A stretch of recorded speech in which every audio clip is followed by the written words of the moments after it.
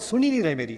تو اللہ تعالیٰ ان سے کہتے ہیں ما انزلنا علیک القرآن لتشقی، ہم نے تو آپ پر قرآن اس لیے نازل ہی نہیں کیا کہ آپ پریشان ہو جائیں.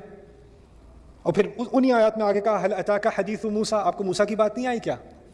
انہی آیات میں یعنی رسول صلی اللہ علیہ وسلم کو مثال دی جاتی ہے موسیٰ کی، اور پھر قریش کو مثال دی جاتی ہے کس کی؟ فرعون کی. یہ بات سمجھ میں آ گئی؟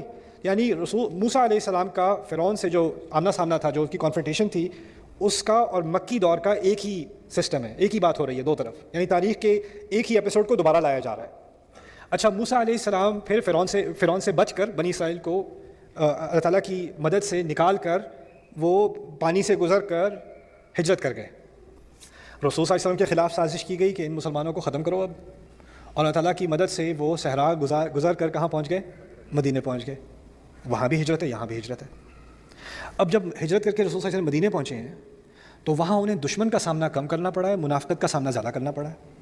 یعنی خود ان کے ماننے والے آگے سے ان کی باتوں کا انکار کرتے ہیں، پیچھے سے ان کی باتوں کو انڈرمائن کرتے ہیں، مسئلے کھڑے کرتے ہیں. اگر آپ مدنی قرآن پڑھیں، مدنی قرآن میں یا تو جنگوں کا ذکر ہے، جنگوں سے کہیں زیادہ منافقت کا ذکر ہے.